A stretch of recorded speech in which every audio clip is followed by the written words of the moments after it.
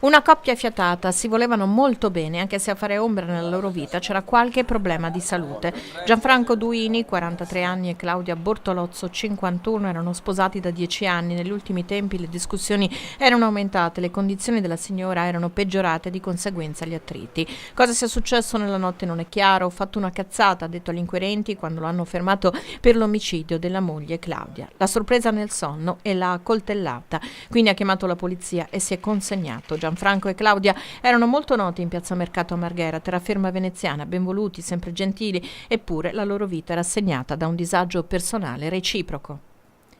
Sì, loro venivano qua, non dico abitualmente, però capitava spesso che venissero qui a fare acquisti qui da noi, sembravano amarsi tanto e a Natale ci avevano fatto anche un regalino perché hanno detto che eravamo gentili e che facevamo dei bei pacchettini e a noi questa cosa qua, questa mattina veramente ci ha scioccato.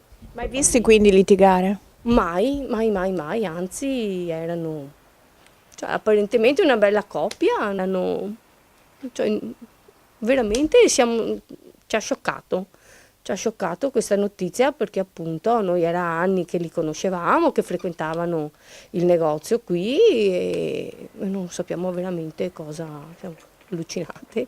La madre della vittima vive nell'appartamento sotto alla coppia, nel centro della cittadina. Non ha sentito nulla.